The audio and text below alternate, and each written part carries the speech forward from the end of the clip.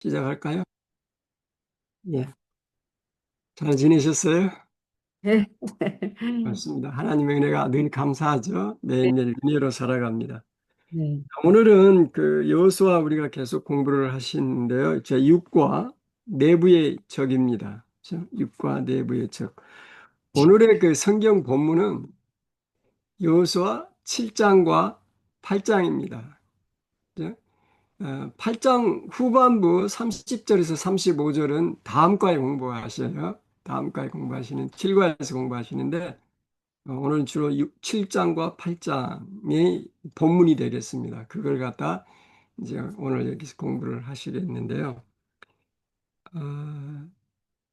6장에서는 그 여리고 성이 함락되고 여리고를 점령하는 그 아주 그 극적인 장면, 기적적인 장면을 우리가 이미 잘 알고 계시죠? 여기 보면은 여호수아 6장 그 27절 마지막 절 27절에 이렇게 끝나고 있습니다. 여호와께서 여호수아와 함께 하시니 여호수아의 명성이 그 온 땅에 퍼지니라. 이제 여리고성이 점령되었다고 하는 소식이 전해지면서 온 땅에 그 명성이 그러니까 여호와의 명성과 그 이스라엘 백성들의 승리의 소식이 전해졌다 하는 얘기입니다. 근데 실장에 딱 들어와서는요. 조금 이따 제가 설명을 드리겠지만 여기 7장 1절에 보면 이스라엘 자손들이 바친 물건을 인하여 범죄하였으니 이는 유다 지파 세라의 증손 삽디의 손자 갈미의 아들 아간이 바친 물건을 취하였습니다. 여호와께서 이스라엘 자손들에게 진노하시니라. 불길한 얘기가 나오죠. 여기 7장 1절에 보면은 한국 그 개역 성경, 한국 성경에는 그런 말이 없는데 영문 성경에는 어떻게 시작하자면 but 하고 시작합니다. but 그러나 그러나 좀 불길하죠. 항상 우리가 보면 여호와의 명성과 이스라엘 백성들의 승리의 소식이 온 땅에 퍼지니라 해놓고 7장에 와서 but 좀 불길하죠. 그렇게 시작합니다. 그런 7장. 그래서 여러분 이제 스토리 이미 읽어보신 분은 아시겠지만 아이성이라고 하는 그 여리고성에 비하면 굉장히 작은 성입니다. 시시해요. 근데 거기서 이스라엘 백성들이 실패합니다. 패배하고 거기서 그 아주 슬픈 장면이 거기 나와요. 그게 7장이에요. 그래서 왜 이스라엘 백성들이 아이성에서 실패했는지 그거를 이제 7장에서 우리가 배울 교훈이고요. 그 다음에 8장에서는 두 번째 아이성을 이제 다시 이제 전쟁을 이제 일으켜서 거기서는 승리를 하게 됩니다. 8장에서는 7장에서는 실패, 8장에서는 성공입니다.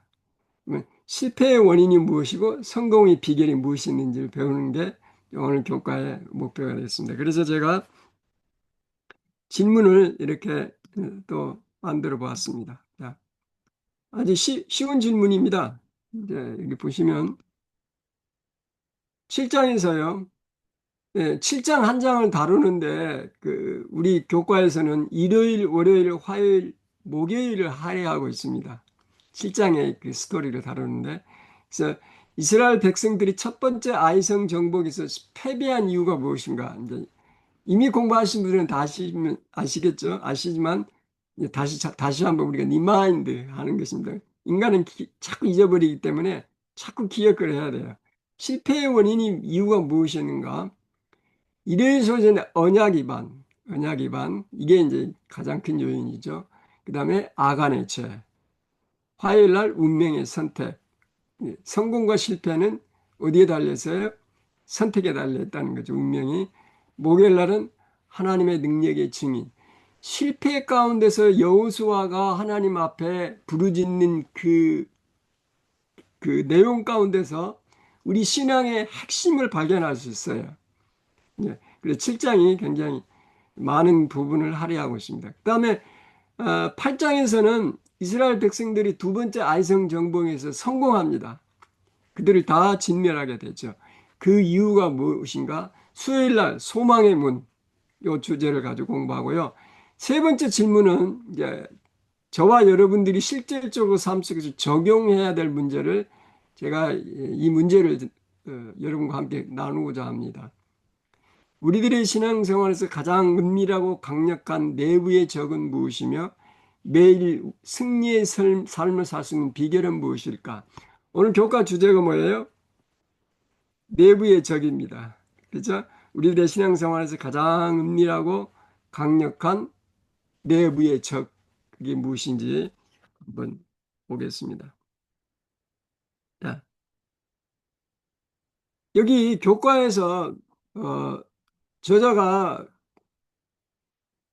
질문하기를 질문하기를 예, 이 이스라엘 백성들이 이 백성들을 공략하는데 실패했던 요인을 딱 두 가지로 말하고 있습니다. 그게 뭐였죠? 이 교과에 보면은 80페이지, 교과 80페이지 보겠습니다. 교과 80페이지에 보면 거기 이유가 기록이 되어 있죠. 중간쯤에. 아간의 죄. 예, 이스라엘이 제가 읽어보겠습니다. 하나, 둘, 셋, 넷, 다섯, 일곱 번째 줄부터 교과 80페이지. 이스라엘이 아이 사람들에게 패배한 이유는 아간의 죄, 그죠? 그리고 이스라엘 백성이 자신의 힘을 과시했던 두 가지 때문이다. 그러니까 아간의 죄와 이스라엘 백성들의 교만입니다. 후자는 그러니까 그들이 교만한 마음을 가져 힘을 과신했던 거는 아이성을 공격하기 전에 누구의 뜻을 묻지 않았다 그랬어요? 하나님의 뜻을.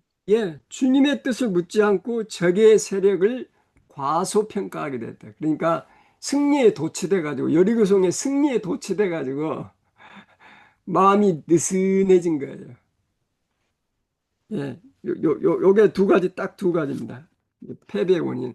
근데 요약하면 간단해요. 패배 요인은 딱 1분 안에 요약할 수 있어요. 아간의 저와 이스라엘 백성들의 교만심. 그런데 내 4일을 걸쳐서 이 쭉 교과 설명하는 데는 그만한 이유가 있습니다. 좀 하나씩 보겠습니다. 자, 7장 1절에서요. 본문 7장 1절에서 여기 보면 이스라엘 자손들이 바친 물건을 위하여 범죄하였으니 이 물건을 바친 사람 하나님께 드려야 할 물건을 훔친 사람이 누구였어요? 아간이었죠. 그런데 아간이 물건을 훔치고 아간이 범죄를 했는데 여기 1장에 보니까 7장 1절에 누가 범죄했다 그랬어요? 이스라엘 자손들이 범죄했다 그랬잖아요. 그죠?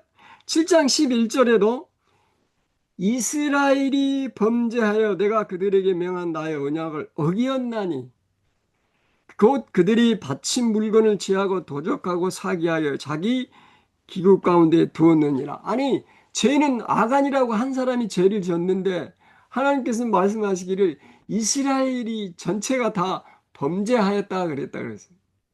이게 웬일입니까? 한 사람이 지은 죄를 왜 온통 이스라엘 백성들이 다 뒤집어 씌우게 됩니까? 뒤집어 씌워야 됩니까? 이게 우리가 한 번씩 생각해 봐야 할 깊은 문제입니다. 자, 성경에서는요, 신명기나 이런 데서 보면 아비의 죄 때문에 자식들이 죄를 받아야 안 받아요? 안 받습니다. 그죠? 아비 죄 때문에 자식들이 죄를 절대 받지 않습니다. 각자 자기가 행한 행위대로 심판을 받습니다. 그런데 왜 여기서는 하나님께서 아간의 죄 때문에 이스라엘 자손 전체가 다 죄를 범했다고 하는가? 이거는 이런 원리입니다. 지금 이스라엘은 하나의 지파나 가족이나 가문에 의해서 뭉쳐진 하나의 집단이 아니라 주님 안에서 선택된 하나의 백성입니다. 한 몸이에요. 이게 성서적이고 신학적인 원리입니다. 그래서 하나님께서는 비록 아간이 이스라엘 진영에서 범죄를 했지만은 그게 전체가 다 범죄에 오염된 것을 말씀하고 계시는 것입니다. 왜냐하면 이스라엘 백성은 선택된 하나의 백성이기 때문에 그렇습니다. 하나님의 거룩한 백성, 특별한 백성이기 때문에 그렇습니다. 그래서 이스라엘이 움직이는 것은 한 백성이 움직이는 거예요. 그렇다 그러면 이스라엘 진영에 죄가 있으면 이 죄를 하나님께서는 관과하실 수가 없는 것입니다. 하나님은 거룩하신 분이기 때문에. 만약에 이 아간이 죄를 범한 상태에서 아이성이 승에서 승리하도록 그렇게 하셨다면 하나님께는 죄를 방치하시고 죄와 함께 행하시는 분으로 묘사될 수 있어요. 그래서 하나님 결코 죄와 함께 하실 수 없는 분이시기 때문에 이스라엘 백성들을 그렇게 지금 스탑한 상태입니다.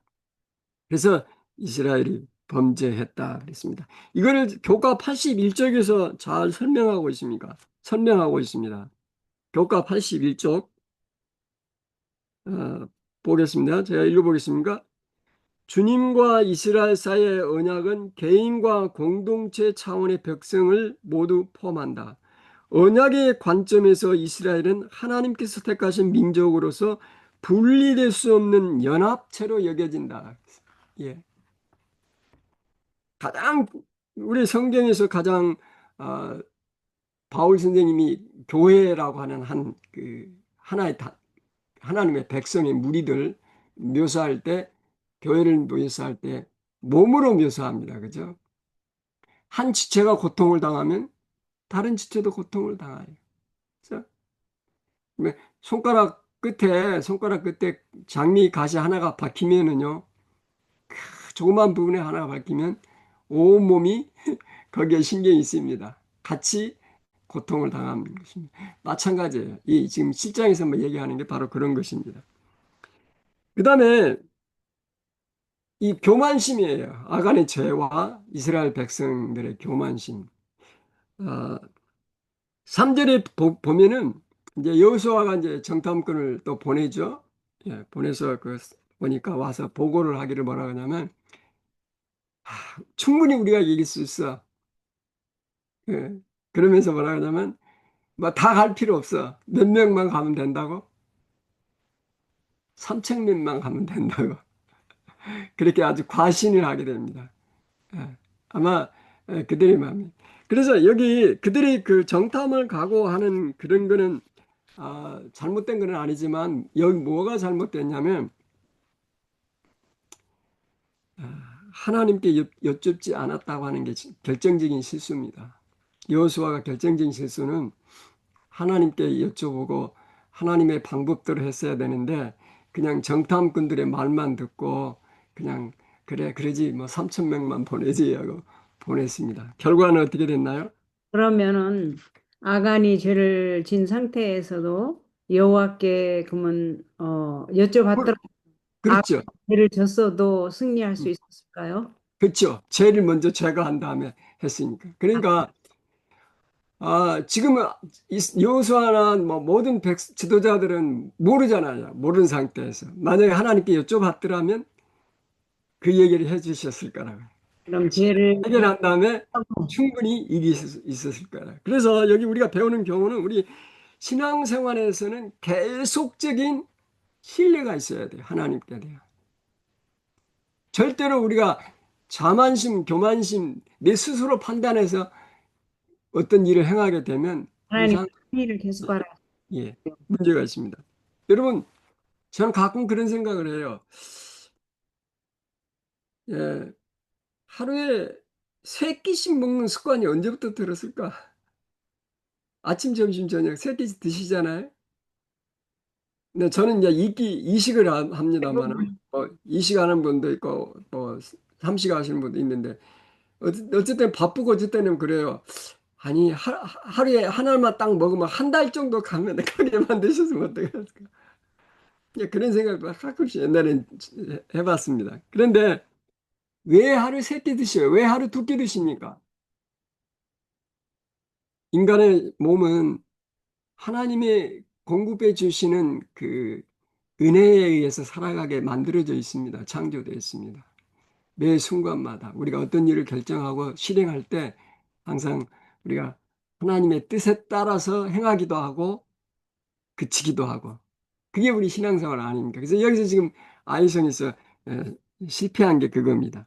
자, 그래 아이성은요 인간적인 관점에서 보면은요 그들이 말이 틀린 건 아니에요. 다 할 필요 없어. 3천 명만 가도 충분해. 왜냐하면 여리고 성에 비하면 조금 이따 말씀드리겠지만 굉장히 작은 성이에요. 그러니까 충분히 가능했던 건데 인간적인 관점에서는.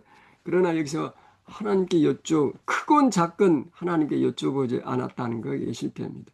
또 한 번 여호수아가 실패한 거는 여호수아 9장에서 기본 족속들이 왔을 때 그때도 하나님께 여쭤보지 않고. 거기까지 나가기 전에 예, 아간 어 아간이 그 범죄를 한 것이 여리고성 함락 때 그렇죠. 예, 은밀하게 가져온 것이죠. 예, 예. 여리고성에서 이제 하나님께 명령하시기를 모든 것은 다 하나님께 바쳐라 그랬습니다. 그렇죠? 살을 거는 사르고 은금 동철은 여호와의 곳간에 드려라.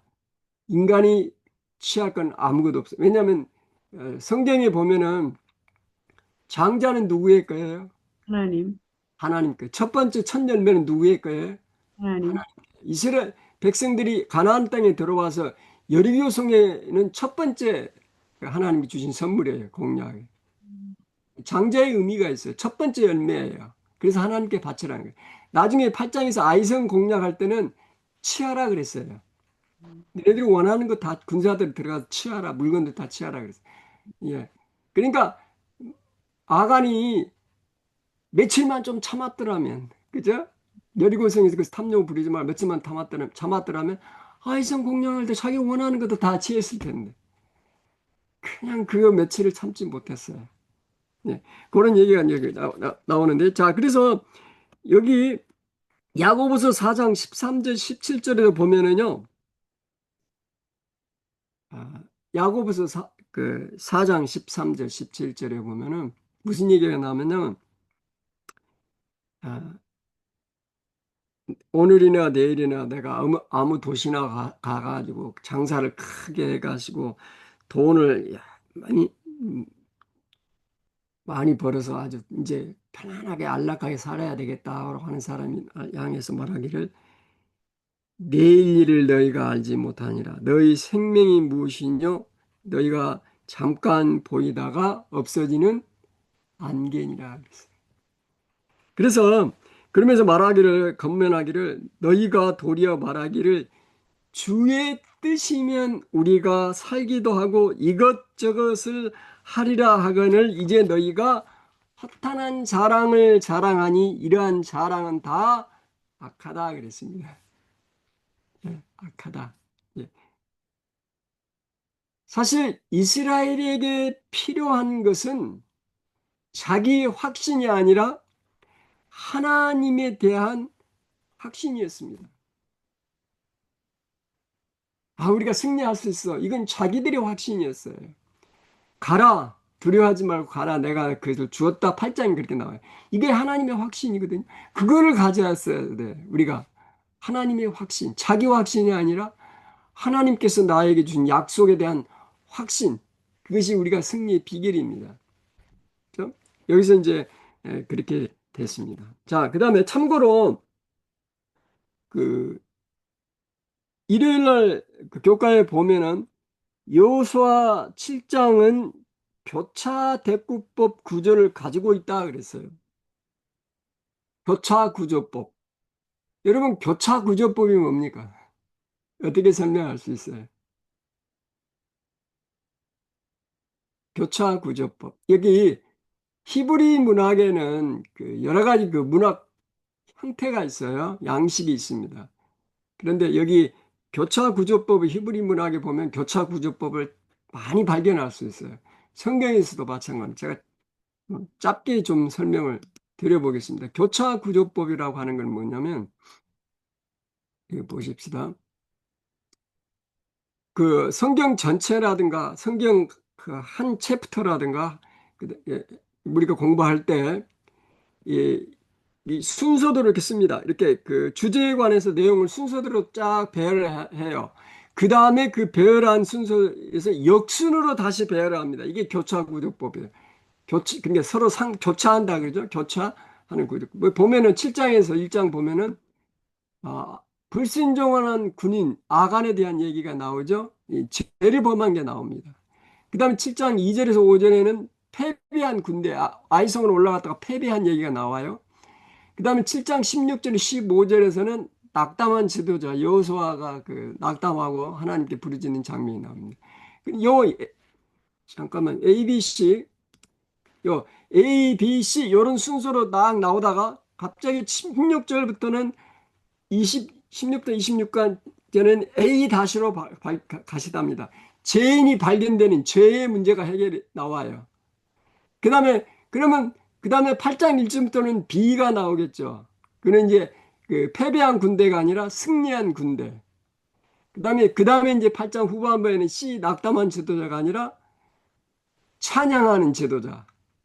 이렇게 식으로 이렇게 쭉 가다가 A, B, C 이런 순서로 사건이 배열돼 다시 역순으로 그러니까 다시 배열되는 그 구조를 교차 구조법이라고 합니다. 좀 이해가 가십니까? 자, 하나만 더 제가 여러분 들어보겠습니다.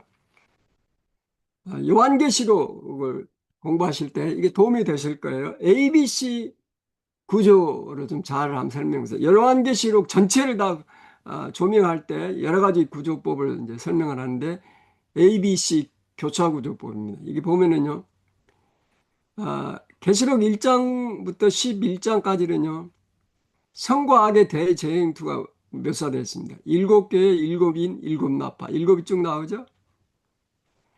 그 다음에 계시록 12장, 13장은 악의 세력의 배경이 나와요. 사단의 권세, 짐승의 권세. 12장, 13장. 12장이 특별히 하늘에서 전쟁이 일어나는 미가엘과 사탄이 전쟁하는 게 나오죠. 용과 전쟁이. 그렇게 나오고요. 요한계시록 22장으로 구성되어 C가 한 중앙입니다. 세상을 향한 마지막 호소, 계시록 14장, 세천사의 기별이 나옵니다. 자, 그러면 15장에서 20장에 무슨 얘기가 나오냐면 B가 뭐예요? 악의 세력의 배경이 나오죠? B-는 악의 세력의 종말이 나옵니다. 관련되어 있죠. B 이렇게 일곱 재앙, 임녀의 멸망, 바벨론의 멸망, 짐승 사단의 멸망. 그 다음에 A 다시 첫 번째 A로 가는데요. 대쟁 뒤의 끝, 새 하늘과 새 땅이 나옵니다. 그죠? 선과 악의 대쟁투에서 이제 대쟁투가 끝나는 새하늘과 새 땅. 이게 교차 대국법이에요. 그래서 요한계시록의 한 가운데 중심은 어디예요? C, 계시록 14장 세상을 향한 마지막 호소입니다. 자, 이게 시브리 문학의 교차 대국법이라고 하는 구조입니다. 이건 참고로 제가 말씀을 드린 겁니다. 자, 그 다음에 교과 일요일을 보면은요, 거기 밑에 보면 좀 이해가 가시던가요? 읽어보신 분들, 공부해 보신 분들, 거기 보면, 아, 아간의 죄를 묘사할 때 11절에서 11절, 7장 11절에 보면, 거기 본문에 보면 부사, 갬, 또 심지어 히브리어를 반복적으로 사용하면서 아간의 죄가 얼마나 심각한지를 점진적으로 드러내신다. 그래서 아간의 죄가 점진적으로 드러난다는 말인데 그 갬이라고 하는 히브리 말을 썼다 하는 말을 나오는데 이 말이 이해가 가셔요? 무슨 얘기인지 이해하셨나요? 자, 보겠습니다. 여기 이스라엘이 7장 10절에 이스라엘이 범죄하여 내가 그들에게 명한 나의 언약을 어겼나니 언약을 어겼죠? 그 다음에 그들이 바친 물건을 취하고 도적질하고 사기하고 자기 가운데 두었어요. 5단계가 나오죠. 이 점진적으로 그렇게 한다 그러는데 근데 한국말에는 그리고라고 하는 말이 없어요. 뉴 킹제임스 영어 성문에 보면은 Israel has sinned and 이제 원래 정확하게 번역하려면 그들에게 언약을 어겼나니 그리고 they have also transgressed my covenant 언약을 어기고 여기서 범죄하여 해놓고 그리고 그들에게 명한 나의 언약을 어기었나니 그리고 그들이 바친 물건을 취하고 and 이렇게 말을 그리고라고 하는 말을 내는데 한국말은 그리고라고 하는 말이 없이 바로 이어서 나가죠. 이 영어에 말하는 and가 히브리어 말하는 갬입니다. 부사로는 심지어 이렇게 돼 심지어 그러니까 언약을 어기고 심지어 또 물건을 훔치고 심지어 또 도적질하고 또 심지어 사기하고 이런 뜻이에요. 그 얘기를 이제 설명을 하는데 어떻게 보면 이게 무슨 얘기인가 하실 것 같아서 참고로 말씀을 드립니다. 그래서 우리가 성경을 연구하실 때에 이제 가끔씩 영어 성경도 보시고 여러 번역본을 보시면 도움이 됩니다. 그래서 교과는 학자이기 때문에 아마 그 설명을 거기에 해 주신 것 같아요. 그런데 좀 7장에서 핵심은 뭐냐면요. 7장에서 핵심은 이스라엘에서 패배했는데요. 3천 명이 올라갔다가 패배해서 돌아오는 길에 몇 명이 죽었어요. 적군에게, 아이성 그 군대에서. 36명이 죽임을 당했습니다. 그래가지고요. 이스라엘 사람들이 처음에는 여리고성을 점령할 때 이스라엘 백성들이 가나안에 진입했을 때는 가나안 백성들이 간담이 녹았는데 이제는 거꾸로 이스라엘 백성들이 패배한 후에 아직 간담이 녹았어요. 예, 그들의 상황이 완전히 물처럼 그래 녹았습니다. 그래서 여호수아가 그 6절부터 나옵니다. 7장 6절부터 쭉 설명이 되어 있습니다. 9절까지 패배한 후에 여호수아가 어떻게 반응했는지 6절부터 제가 한번 읽어보겠습니다. 여호수아가 옷을 찢고 이스라엘 장로들과 함께 여호와의 궤 앞에서 땅에 엎드려 머리에 티끌을 무릅쓰고 저물도록 있다가 여호수아가 가로되 슬프도소이다 주 여호와여 어찌하여 이 백성을 인도하여 요단을 건너게 하시고 우리를 아모리 사람의 손에 붙여 멸망시키려 하셨나이까 우리가 요단 저편을 족하게 여겨 거하였다면 좋을 뻔하였나이다. 주여 이스라엘이 그 대적 앞에서 돌아섰으니 내가 무슨 말을 하오리까. 9절에 가나안 사람과 이 땅 모든 거민이 이를 듣고 우리를 둘러싸고 우리 이름을 세상에는 끊으리니 주의 크신 이름을 위하여 어떻게 하시라니까. 7장 9절이 핵심 주제입니다. 그래서 이 7장 9절을 가지고 목요일 소재에서 따로 다루고 있습니다. 저는 1번 문제에서 같이 7장에 있기 때문에 같이 지금 다루고 있습니다. 이걸 잘 기억해 보세요. 예. 6, 7, 8, 9절의 내용을 여호수아가 하나님 앞에 드린 기도를 자세히 여러분 공부하시면 여기에 깊은 의미가 있습니다. 자, 7장 6절에서 이스라엘은 여호수아는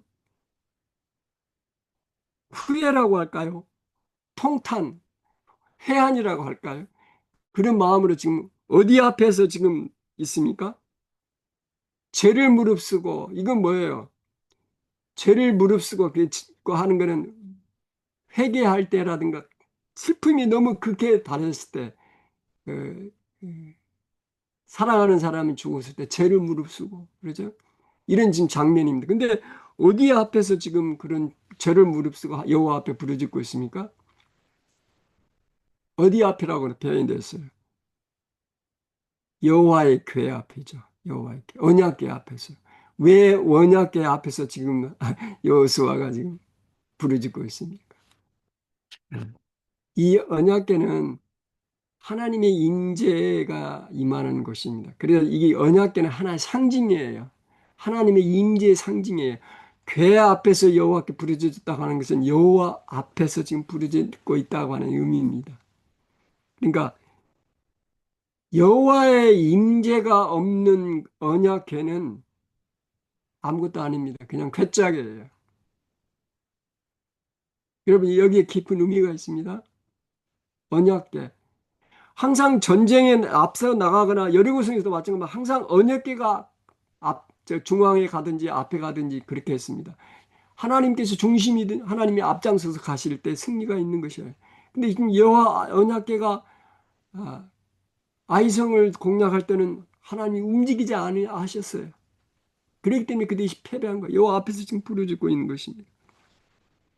지금 요때 여호수아는 아간의 죄를 모르니까 모르겠죠. 왜 전쟁에 졌는가를 지금 모르니까 이러는 거죠. 그렇죠. 여호와 앞에서 지금 울부짖고 있는 거였죠. 그죠? 그러니까 이 언약궤라고 하는 거는 하나님의 임재의 상징이에요. 왜냐 거기에 하나님 법궤가 임재의 상징이기 때문에 하나님의 임재가 떠난 법궤는 그냥 괴짝이라니까요. 우리가 그 신뢰를 어떻게 알 수 있냐면 사무엘상 4장에 보면은 그 블레셋하고 그 전쟁이 일어나죠. 그때 엘리 제사장의 아들 비누와 홈리와 비누아스 여러분 잘 아시죠? 아 우리가 지금 블레셋 지고 있으니까 언약궤를 가지고 가자. 그러면 우리가 이길 수 있을 것이다.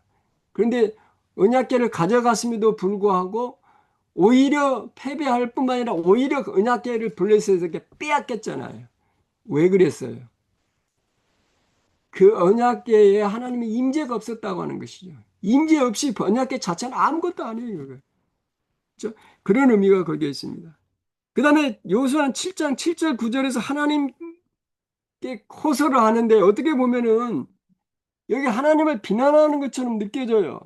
7절에 보면 여호수아가 가로되 슬프도소이다 주 여호와여 어찌하여 왜 이 백성을 이렇게 인도하여주고 우리를 이렇게 간담이 높게 만듭니까? 지금 모르니까 지금 하나님께 지금 한탄하는 거죠. 솔직한 심정을 얘기하는 거예요. 지금 여호수아가 하나님 앞에. 그죠? 어떻게 보면 하나님을 비난하는 거죠. 모세도 그랬죠. 모세도 하나님 왜 여기까지 인도하시 금송아지 숭배했다고 다 죽이려 하십니까? 어찌하여? 그러면서 여호수아가 이제 거기 8절에 보면은 내가 무슨 말을 하오리까 하면서 여기 이제 우리를 이 세상에 끊으시려 합니까? 여기 9절이 핵심입니다. 주의 크신 이름을 주의 크신 이름을 어찌 하시려고 이렇게 패배하게 만드셨습니까? 우리가 패배한 거는 누가 패배하신 거예요? 하나님이 패배하신 거예요. 하나님의 이름이 불명화된 것입니다. 여호수아가 핵심을 찌른 거예요. 하나님 앞에. 그리스도인이 잘못되면 누가 욕을 얻어먹어요? 예수님이 욕을 얻어먹습니다. 교인이 잘못하면 누가 욕을 얻어먹어요? 교회가 욕을 얻어먹어요. 그렇죠? 하나님이요. 그러면서 하나님께 부르짖습니다. 그죠? 거기에 회개입니다. repentance. 회개가 이루어집니다. 자, 7장 9절을 교과 88쪽에서 88쪽입니다. 목요일 소재 한 소절을 다 다루고 있습니다. 88쪽으로 넘어가 보겠습니다. 거기 교과에서 이렇게 설명을 하고 있습니다. 7장 9절 제가 본문 다시 한번 읽습니다. 여기 제가 여기 이걸 보여드리겠습니다. 자, 가나안 사람과 이 땅 모든 거민이 이를 듣고 우리를 둘러싸고 우리 이름을 세상에서 끊으리니 주의 크신 이름을 이해하여 어떻게 하시나이까. 하나님의 이름이 명예가 더럽혀지고 있는데 어떻게 하시겠습니까? 하나님, 하나님의 이름을 위해서 다시 이거를 회복하게 해 주십시오. 하고 여호수아가 회개하는 마음으로 좀 하나님께 얘기하시지 않습니까? 하지 않습니까? 그리고 교과 저자는 이렇게 설명하고 있어요. 맨 마지막 88쪽 밑에서 하나 둘 셋 네 번째 줄부터 제가 읽어보겠습니다. 이것은 하나님께서 이스라엘과 함께 하시는 목적의 중심 주제와 원리를 드러낸다. 하나님은 당신에게 순종하는 백성을 위해 얼마나 놀라운 일을 행하시는지를 주변 이방 민족들이 보기를 원하셨고 그들도 나합처럼 하나님의 백성의 정복한 능력을 통해 알게 되기를 바라셨다. 이게 핵심입니다. 하나님의 이름.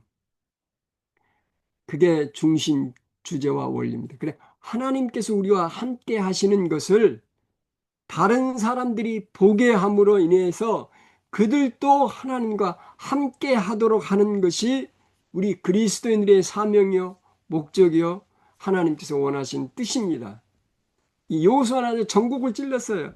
하나님의 주의 크신 이름을 어떻게 하시렵니까? 이름을 다시 회복시켜 주십시오라고 하는 것입니다.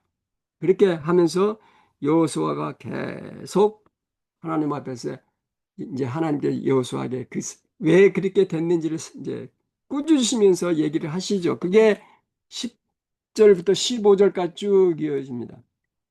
여호와께서 여호수아에게 이르시되 일어나라 어찌하여 이렇게 엎드렸느냐. 여호수아가 하나님 어찌하여 이런 일이 우리에게 일어나게 하셨습니까? 그러니까 하나님께서 또 뭐라 그러셔요? 어찌하여. 하나님 참 좋으신 분이에요. 그죠? 대화하시는 분입니다. 독단적이신 분이 아니세요. 하나님 우리 인간과 대화하시는 지극히 높으신 분이시면서도 친근하신 분이에요. 여호수아가 어찌하여 그러니까 하나님도 어찌하여 네가 이렇게 하느냐 그러면서 쭉 설명해 주십니다. 이스라엘이 범죄했다. 바친 물건을 취하고 훔치고 숨겼다. 그 얘기를 누구라고는 아직 말씀 안 하십니다. 하나님께서 조금 쭉 설명합니다. 그러면서 아, 13절에 너는 일어나서 백성을 성결케 하여 이르기를 너희는 성결케 하여 내일을 기다리라. 여러분 하나님의 자비하심이 이 상황 속에서도 일어나고 있습니다. 여러분 생각해 보세요. 이스라엘 여호수아에게 범죄자가 누구라고 하는 것을 발표를 했어요, 안 했어요? 아직 안 했습니다. 안 하고 뭐라 그러냐면 성결케 하고 내일을 기다리라. 하루의 기회를 주신 겁니다. 누구에게 하루의 기회를 주셨어요? 아간에게 하루의 기회를 주셨습니다.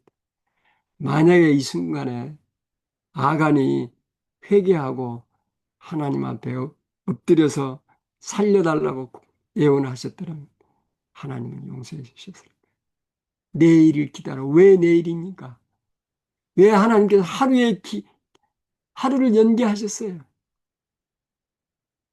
아간에게 아간을 구원시키시고자 하신 하나님의 열망, 범죄하여 죽을 수밖에 없는 그 인간에게도 하나님의 자비는 무궁하십니다. 하루의 기회를 주셨어요. 그 기회를 아간이 잘 활용했더라면 얼마나 좋았을까? 얼마나 좋았을까? 저는 가끔 그런 생각을 합니다. 그날 밤, 그 소식을 온 이스라엘 백성들이 다 전해졌죠? 여기 범죄한 사람이 있다. 물건 훔친 사람이 있다. 감춘 사람이 있다. 그러니 성결케 하라. 그 말은 무슨 얘기예요? 회개하라. 고백하라는 얘기예요. 그 하루를 아가는 편히 잠을 잤을까요? 설마 내가 훔친 거 알 수 있을까? 모르겠지. 모르겠지.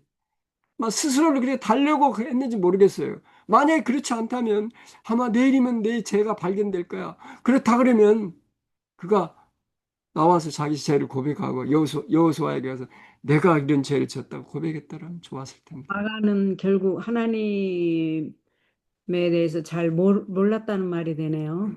그죠? 여호와, 인간의 죄가 그만큼 악하다는 얘기죠. 음, 지금 이 세상에 우리에게 하나님이 얼마나 오래 참으시고 우리 음. 복음을 수없이 전함에도 불구하고 인간은 끝까지 악한 길로 마치 바로처럼이요. 애굽 왕 바로처럼 마음을 강팍해 하는 것이에요.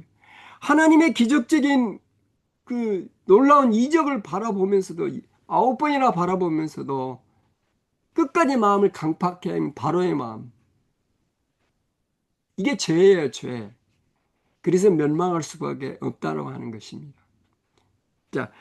계속 또 들어가겠습니다. 자, 받쳐진 물건. 그래, 결국은 패배한 원인이 이제 드러나게 됐죠. 그래서 이제, 예, 예, 그 다음날 돼서 제비 뽑기를 합니다.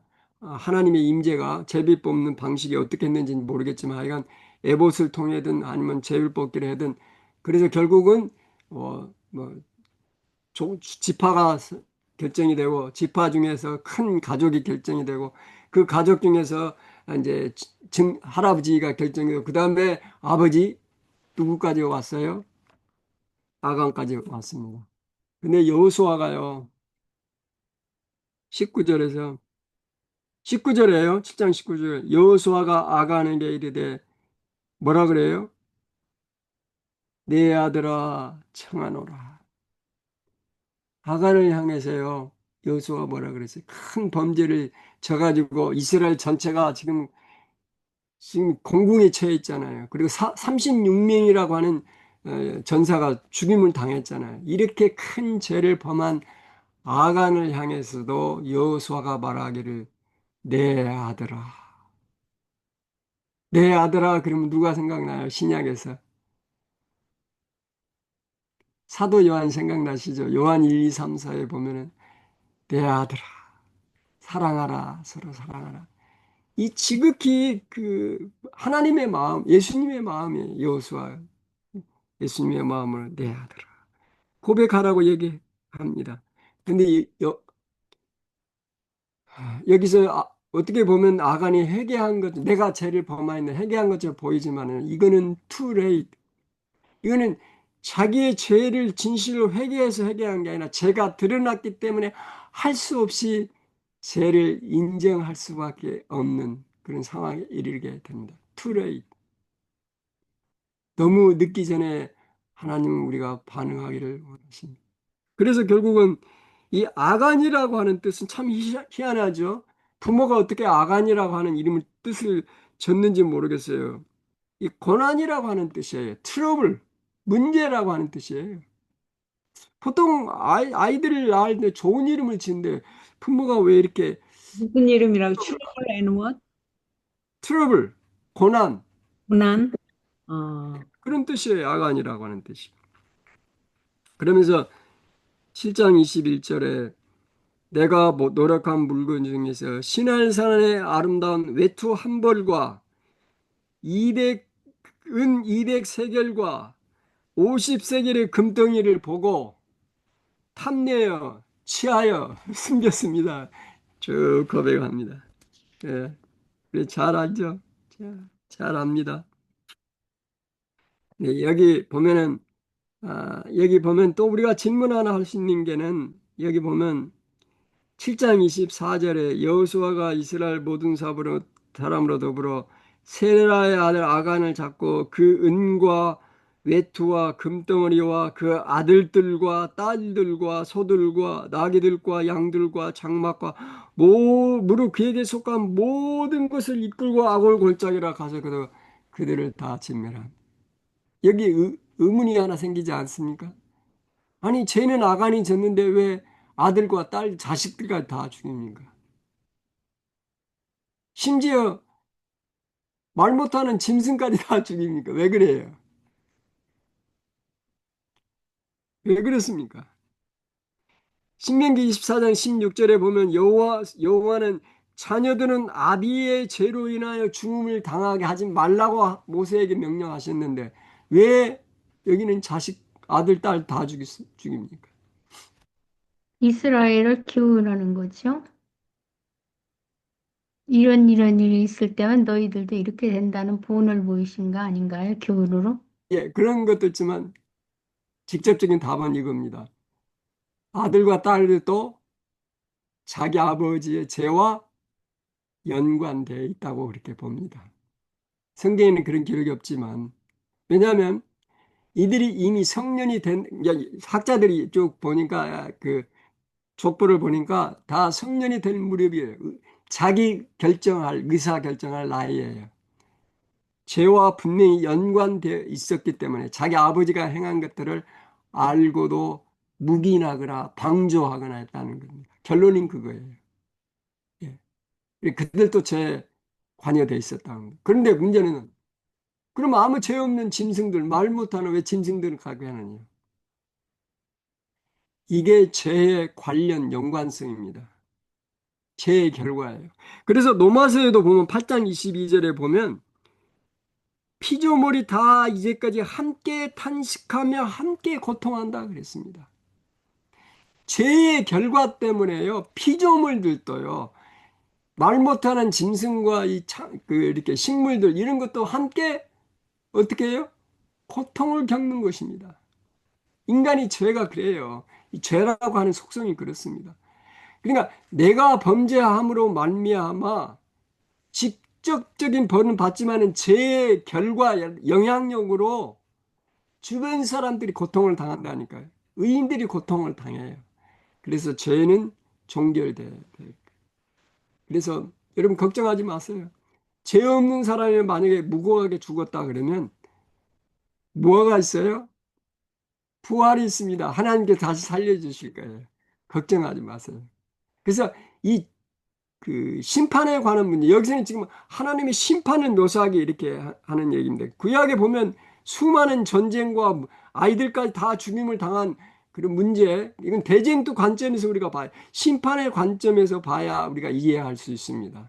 만약에 그들이 무고하게 죽임을 당했다면 도노리 걱정하지 마세요. 아직 끝나지 않았습니다. 하나님께서 그들을 다시 살리실 거예요. 부활시키실 거예요. 그게 신앙이요, 그게 믿음입니다. 제가 가끔 그런 얘기, 애화를 드는데요. 어, 그 사람 장군의 이름과 그 나라 이름은 제가 기억이 안 나는데 어떤 얘기냐면 전쟁이 일어났어요. 그런데 아마 기독교인들을 박해하는 전쟁이었기 때문에 한 마을에 갔는데 기독교인들은 크리스찬은 살려라. 비그리스도인가는 이제 죽이라는 그런 전쟁입니다. 그러니까 장군이 그렇게 명령을 했는데 부하들이 말하기를. 그런데요, 그 마을의 사람들이 그리스도인인지 비그리스도인지 어떻게 분간합니까? 그 전쟁 상황에서 어떻게 분간합니까? 이 장군의 말이 하는 말이 그러면 무조건 다 죽여라. 이건 애화예요, 여러분. 다 죽여라. 아, 그러면 그리스도인들이 다 죽지 않습니까? 그러니까 이 장군이 하는 말이 걱정하지 말아라. 그들은 하나님께 다시 부활시키실 것이다. 이 예화를 잘 이게 완벽한 예화는 아니지만 잘 생각해 보십시오. 하나님께서 이건 심판의 한 광경을 묘사하는 것입니다. 그들을 다시 살리실 거예요. 예, 이것이 심판입니다. 어쨌든 그래가지고 그 아간과 그의 모든 죽임을 당한 사람 그를 다 태우고 거기다가 돌 무더기를 쌓아 놓습니다. 그거를 성경은 무슨 골짜기라 그래요?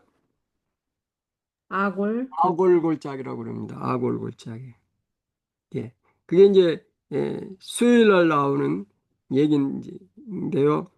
그 하나님께서 아골골짜기, 죽음의 골짜기, 죄의 무덤, 그 골짜기를 무슨 문으로 바꿔주신다 그러셨어요?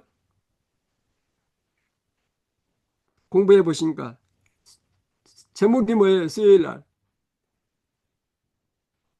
소망의 문으로 바꾸시세요. 아골 골짜기를 소망의 문으로 바꿔주시겠다고 하는 하나님의 약속. 이게 복음입니다.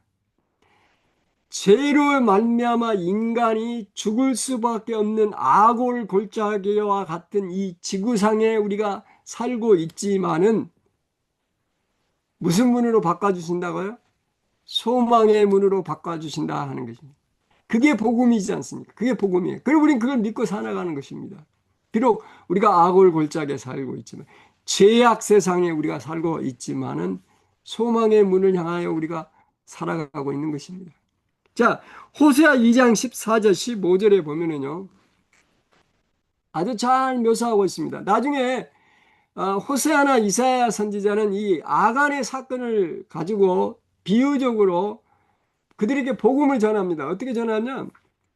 호세아 2장 14, 15절에서 그러므로 내가 저를 계유하여 그러니까 권고하여 그 말이죠. 거친 들로 데리고 가서 말로 위로하고 거기서 비로소 저의 포도원을 저에게 주고 아골 골짜기로 무슨 문을 삼아 주리니? 소망의 문을 삼아 주니 저가 거기서 응대하기를 어렸을 때와 애굽 땅에서 올라오던 날과 같이 하리라. 이게 복음입니다. 아골 골짜기가 소망의 문으로 바뀌는 거, 전환되는 거. 죄인이 죽을 수밖에 없는 죄인이 의인으로 바뀌는 거. 사망이 생명으로 바뀌는 거. 이것이 복음입니다. 우리는 복음을 듣고 복음을 믿고 살아가지 않습니까? 그죠? 네. 여기 나중에 시간 있으면 호세아 2장을 한번 잘 읽어보세요. 거기에 참 귀한 복음이 있습니다. 예. 범죄로 말미암아 이스라엘이 고난을 겪고 있지만 그 고난 속에서도 하나님께서는 그들을 다시 회복시키시는 기별이 거기에 담겨 있습니다. 그죠? 호세아 선지자만큼 성경에서 참 비운의 선지자는 없습니다. 사실 그렇잖아요. 아니, 말하자면 부정한 여인인 고멜을 아내로 삼았을 뿐만 아니라 그것부터가 조금 그랬죠. 선지자가. 그다음에 그 바람핀 그 고멜을 몇 번이고 데리고 오고 또 다시 회복시키려 노력하는 낳은 자식들이 다 자기 자식이 아니라는 그 비운의 다 이게 비우지 않습니까? 하나님 이스라엘 백성들이 고멜이에요. 고멜. 우리가 고멜이라니까요. 그럼에도 불구하고 하나님께서는 우리를 계속 회복시키려고 노력하신 아골 골짜기를 소망의 문을 바꾸시기 위해서 오늘 또 우리를 불러주시고 우리 마음에 호소하시고 하시는 하나님의 은혜. 호세아 2장 한번 공부하시면서 제가 여기 요약을 한번 좀 보겠습니다. 우리 태시아 집사님 한번 읽어봐 주실래요? 상념과 단상, 호세아 2장. 호세아는 가장 힘든 행동화된 설교를 수행한 선지자이다. 부정한 아내 고멜을 끝까지 포기하지 않고 사랑해야 하는 그의 삶은 아골 골짜기를 소망의 문으로 바꾸시는 진리와 은혜가 충만하신 하나님의 마음을 표상한다. 왜 거친 들 광야로 가야 하는가? 거친 들은 종살이 하던 애굽에서 나와 자유와 해방을 누린 곳이며 하나님의 보호하심과 인도하심을 경험한 곳이다. 가나안에 들어가기 위한 훈련 장소로서 그곳은 하나님의 사랑을 찬양하며 노래하는 삶의 무대를 상징한다. 삶이 힘들고 고달플 때에 광야로 가서 그분을 다시 만나야 한다. 그리고 그곳에서 나를 떠나버린 고멜들을 찾아야 한다. 오늘 또 광야의 길로 나선다. 아멘. 네. 여러분의 지금까지 살아오시면서 광야의 경험 있으시죠? 우리 아마 주광진 주사님도 광야의 경험이 있으실 거예요. 삶이 고달프고 힘들 때 가끔씩 우리가 광야로 갈 필요가 있습니다. 네. 그래서 광야를 인도해 주신 그 하나님의 은혜를 붙잡는 것, 그래 다시 힘을 얻고 아골골짜기가 소망의 문이 되도록 하는 것, 그게 에, 우리가 해야 될 일입니다. 하나님의 은혜를 가끔 자꾸 잊어버려요. 그때마다 우리는 그 광야 40년 광야 생활을 인도하신 하나님의 은혜를 항상 기억해야 돼요. 한 번씩 기억해야 돼요. 지금은 너무 편하고 잘 사니까 옛날에 진짜 못 살던 시절을 잊어버려요. 개구리 올챙이처럼 잊어버려요. 자꾸 잊어버려요. 그런데 가끔씩 고난을 겪는 것도 은혜예요. 그죠? 아멘. 광야로 가야 됩니다. 그래서 하나님. 음, 그래서 이게 악어 골짜기가 소망의 문이 되네. 이 모세는요, 약속의 땅을 지칭할 때 뭐라 그러냐면 신명기 11장 11절에 그 가나안 땅을 말할 때 뭐라고 표현을 했냐면 산과 골짜기가 있는 땅이라 그랬어요. 산과 골짜기. 우리 신앙생활에서 보면요. 이 정상, 산의 정상에만 항상 있는 게 아니에요. 그죠? 와, 정상에 올라가면 얼마나 기분이 좋아요. 그죠? 그런데 항상 우리가 정상에만 있지 않습니다. 내려와야 돼. 골짜기로 내려와야 돼요. 신앙생활이 그런 것 같아요. 산에서 정상에서 느끼는 희열이 있는 반면에 골짜기에서 겪는 고난도 있다는 것이죠. 네? 그래서 산과 골짜기를 항상 오르락 내리락 합니다. 이게 음. 우리들의 신앙생활인 것 같아요. 그렇잖아요. 6장에서 아까 제가 처음 시작할 때 그런 말씀 드렸잖아요. 여호와의 명성이 온 천하에 다. 그런데 7장 1절에 갑자기 밭 하고 나오잖아요. 그죠? 아, 거기 영어 성경에 보면 밭 하고 나옵니다. 여기 제가 여기 동영 넣는지 안 넣는지 모르겠습니다. 보겠습니다. 안 나와. 네. 자, 거기 영어 성경에는 but 하면서 시작합니다. The children of Israel committed 하면서 쭉 나와요. but. 그죠? 6장에서는 산의 정상에 있는데 칠장 1절에서는 이제 골짜기로 내려오는 것입니다. 불길하죠? 그런데 다시 8장으로 이제 올라가면 우리가 승리의 비결을 배우게 됐습니다. 아간, 괴로움, 문제, 아간이라고 하는데 괴로움, 문제, 트러블 그런 뜻이에요. 아간의 불순종으로 인해 이스라엘은 아이에서 패배했고 적군은 이스라엘 군인 36명을 죽였습니다. 아, 여리고가 이스라엘이 가나안에서 첫 번째 승리한 곳이었기 때문에 전리품의 첫 열매는 여호와께 바쳐지는 것, 11금이죠. 11금 바쳐지는 것입니다. 그런데 아간이 만약에 며칠만 좀 참았더라면 이 전리품을 아이성에서 취했을 텐데 탐욕이죠, 탐욕. 그죠? 예. 여기 보면은 그래서 오늘 기억절에 보면 나중에 또 보시겠지만은 예레미야 17장 9절에 보면 마음은 만물보다 거짓되고 심히 사약하니 누가 등이 이를 알리요. 사람의 마음이 탐욕이 심히 거짓되고 사악하다 그랬어요. 탐욕. 그죠? 탐욕 때문에 이런 얘기가 있습니다. 근데 사람들이 죄를 지면은요, 또 다른 죄를 져요. 예? 거짓말을 한 번 하면요, 또 다른 거짓말을 해요. 왜냐하면 거짓말을 하니까 그거를 감추기 위해서 또 거짓말을 하는 거예요. 또 그 거짓된 거짓말을 또 감추기 위해서 또 거짓말을 하는 거예요. 죄라고 하는 것도 그런 것 같아요. 죄를 지면 인간의 마음이 회개하고 돌이켜야 되는데 그 죄를 합리화하거나 감추기 위해서 또 다른 죄를 지어요. 그죠? 다윗이 그랬잖아요. 그 훌륭한 믿음의 조상도 간음하고 그 간음죄를 숨기기 위해서 살인까지 저지르잖아요. 결국 그래도 다윗은 회개하고 완전히 하나님께 돌아와서 그가 메시아의 조상이 됐지만은 대부분의 사람들은 그냥 아간처럼 거기서 끝내고 말아요. 얼마나 어리석고 얼마나 아쉽습니까? 그죠? 네. 그러면서 사람들은 말하기를 시편 기자처럼 시편에 보면 이런 얘기가 있어요. 그 마음에 이르기를 나는 요동치 아니한다. 그럼 뭐라 그러냐면 하나님이 잊으셨다. 그 얼굴을 가리셨다. 하나님 모르신다. 내가 하는 거. 그렇게 얘기한다 그래요. 악인들은 죄를 짓고. 그래서 악을 계속 짓는 거 아닙니까? 만약에 하나님이 알고 계실 때, 그러면 회개하고 돌이킬 건데, 그죠? 애굽의 바로나 발람이나 가룟 유다나 예수님과 3년 반 동안 동행했던 가룟 유다가 어떻게 예수님 배신할 수 있어요? 인간의 마음이 그만큼 사악하다는 거, 악의 그 본성을 얘기하는 것입니다. 그래서 우리 본성을 바꾸지 않으면 우리 결코 하나님 뵐 수 없어요. 거듭난다고 하는 말이 이 말입니다. 본성을 바꿔야 돼요. 거기에 심판이 이르러 오겠죠. 그죠? 나답과 아비가 심판하는 것처럼 웃사가 법계를 거둬서 죽임을 당한 것처럼 신약에 나오면 아나니와 삽비라 탐욕 때문에 그죠? 그런 모든 것들이 성경은 우리에게 그렇게 가르쳐 주고 있습니다. 자, 골짜기가 쌓인 돌무더기들은요. 하나님께서 당신의 백성이 당신의 말씀에 순종하기를 기대하시며 그렇지 않으면 심판하실 것이라는 경고였습니다. 아간과 그의 자식들과 모든 것들이 다 거의 묻혀서 돌무더기로 볼 때마다 그들이 무슨 생각을 해요? 죄의 결과가 이렇게 엄청나구나. 죄를 짓지 말아야지.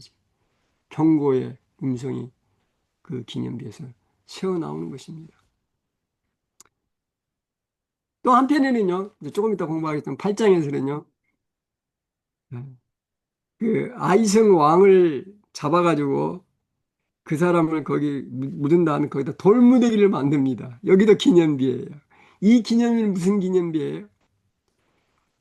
죄의 승리, 그죠? 승리의 기념비예요.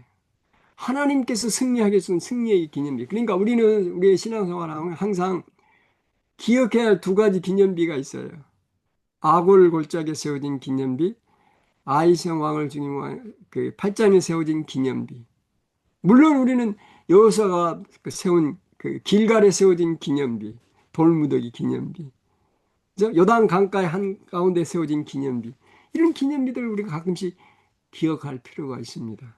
자, 7장을 이렇게 정리해 보겠습니다. 주광진 집사님 혹시 읽어주실 형편이 되시나요? 네. 성령과 단상, 여호수아 7장. 여리고성의 승리는 자동적으로 아이성의 승리로 연결되지 않았다. 관계가 끊어졌기 때문이다. 자만한 그들은 하나님의 지시를 기다리지 않고 스스로 나섰다가 패배를 맛보았다. 여리고성의 정상에서 아골골짜기로 떨어진 것이다. 능력의 근원이신 하나님의 전원에 연결되지 않은 수많은 코드는 아무 소용이 없었다. 또한 아간의 죄가 연결된 전선을 끊어놓았다. 여호수아와 장로들은 기도로 그 선을 다시 이어야만 했다. 문제를 일으킨 아간에게도 하나님의 은혜가 주어졌다. 진정으로 회개하며 회개할 수 있는 하루의 시간이 있었다. 어, 7장 13절 스스로 성결케 하여 내일을 기다리라. 그 하루를 등한히 함으로 모든 것을 잃어버렸다. 오늘이 처음이자 마지막 한 날이다. 여러분, 오늘이 마지막 날인 것처럼, 음, 오늘이 나의 생의 마지막 날인 것처럼 살게 된다면, 우리가 얼마나 삶을 신중하게 살 수 있겠습니까? 그죠? 하나님 오늘 나에게 주어진 은혜, 하나님 오늘 나에게 주어진 사명을 잘 감당하면서 살겠습니다. 그렇게 매일 아침 이렇게 결심하시고 항상 하나님과 이 전선, 기도의 전선을 잘 연결해서 살았으면 참 좋겠습니다. 이 전선이 끊어지면요, 파워가 끊어지면은요, 인간이 아무리 많은 것을 이렇게 놓아도 그거 다 공든탑이 무너집니다. 다 무너집니다. 예. 그래서 항상 하나님과 연결을 잘 하겠습니다. 이제 이 전선이 다시 연결됩니다. 하나님과 끊어졌던 관계가 다시 회복되는 게 8장입니다. 그것이 승리의 비결입니다. 그죠? 이제 하나님께서 여호수아와 하나님과의 그 교통하신 후에 하나님께 다시 8장 1절에 8장 1절 한번 읽어보겠습니다. 8장 이렇게 얘기합니다. 여호와께서 여호수아에게 이르시되 두려워하지 말라 놀라지 말라 군사를 다 거느리고 일어나 아이로 올라가라. 보라 내가 아이 왕과 그의 백성과 그의 성읍과 그의 땅을 다 내 손에 넘겨 주었으니 예. 이게 복음이잖아. 그죠? 복음이에요. 놀라지 마. 두려워하지 마. 내가 다 내 손에 붙였어. 주었어. 이미 주어진 거예요. 그죠? 이 그리스도인의 삶은요, 승리를 위해서 싸우는 게 아닌 거요. 가진 승리를 지키기 위한 싸움이에요. 우리는 이미 승리한 사람들이에요. 승리를 지키기 아멘. 위해서 노력하는 거예요. 우리가 무슨 스스로 노력해야 내가 승리하려고 하는 게 아니에요. 승리는 이미 주어졌어요. 예수님께서 주셨어요. 아멘. 주었다. 과거형이에요. 그렇죠? 하나님께서 여호수아에게 그렇게 얘기합니다. 근데 여기 보시면 여기 참 중요한 교훈들이 참 많아요. 여기 보면 첫 번째 실패할 때는요, 두 정탐꾼이 그랬어요. 다 가지 말고 몇 명만 가라. 3천 명만 가라. 그래도 충분해. 이길 수 있어. 자만했죠. 근데 여기 하나님께서 뭐라 그랬어요? 군사를 일부만 데리고 가라 그랬어요? 다 데리고 가라 그랬어요. 하나님의 뜻이 중요합니다. 아멘. 인간의 관점이 중요한 게 아니에요. 하나님 뜻이. 음, 예, 알겠습니다. 다 가겠습니다. 다 가겠습니다. 그죠? 여기 우리가 배울 교훈이 참 많습니다. 그 다음에 여호수아의 지도자상입니다. 8장에 자세히 보시면은요. 와, 오늘날 여호수아 같은 이런 지도자가 있다면 우리 주님 아마 이 시간에 오셨을 것 같아요. 한번 보십시오. 하나하나씩 보면 여기 지도자의 참 모습이 있어요. 8장 9절에 보면은요. 여호수아는 그 밤에 백성 가운데서 잤더라. 이게 지도자예요. 그 밤에 어디에서 잤어요? 나는 지도자니까 자기 혼자 편하고 안락한 편안한 침대가 자지 않았어요. 백성 가운데 백성 가운데서 잤어요. 백성 가운데 함께한 사람이 참 지도자의 모습이에요. 또 계속해서 나옵니다. 8장 10절에 보면은 여호수아가 아침에 일찍이 일어나서 그 백성을 점거하고 이스라엘 장로들로 더불어 백성 앞에 일찍이 일어나면 일찍이 부지런함이죠. 그 다음에 백성 뒤에서요. 야, 앞으로 가. 나는 뒤에 있을게. 자기 앉아. 그렇지 않아. 백성 앞에. 팔로미 나를 따라오라는 거지. 이게 지도자의 모습입니다. 목자의 모습, 예수 그리스도의 모습이에요. 나를 따르라. 목자의 모습이죠. 8장 14절 가집니다. 이와 같이 성읍 북편에는 온 군대가 있고 성읍 서편에는 복병이 따라 여호수가 그 밤에 골짜기 가운데로 들어가니. 자, 하나님께서 이제 여호수아에게 얘기했습니다. 자, 복병을 둬라. 그러니까 잠복하라는 거죠. 북쪽에 3만 명. 그다음에 그 앞에는 여호수아가 가서 앞에 가서 그 이제 유인을 하라는 거고 군대를 세 부대로 나눕니다.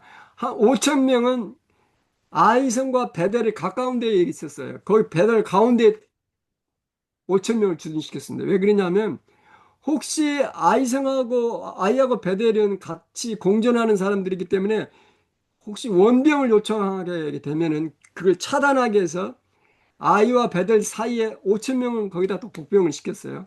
근데 군대가 그러니까 모든 군대가 다 나가서 세 파트로 나눠서 지금 복병을 하고 있습니다. 자, 이런 상황입니다. 그런 상황 딱 하나님 말씀대로 했고 밤새도록 가서 복병을 하죠. 밤에 가죠. 낮에는 보이니까 밤에 잠도 안 자고요. 피곤한지도 모르고 하나님 명령에 따라서 밤에 칠흑같이 어두운 밤에 수십 마일을 여기 뭐 13마리인가 15마리인가 하여간 그 가가지고 뭐 자동차 타고 가는 것도 아니잖아요. 보병들 혹 말 타고 이렇게 가서 그 밤에 하나님 명하신 대로 복병하고 다 준비를 다 한 다음에 준비가 완벽하게 이루어졌다고 할 때라도 여호수아가 하는 걸 보세요. 여호수아가 그 밤에 그러니까 공격하기 그 전날 밤에 어디로 들어갔다 그랬어요? 골짜기 가운데 들어갔다 그랬어요. 골짜기 가운데. 성경에는 왜 골짜기로 들어갔는지 설명이 없습니다. 그래서 이제 우리가 성경의 연구의 묘미가 이런 데 있습니다. 왜 골짜기로 들어갔을까? 의문을 제기해 보는 것입니다.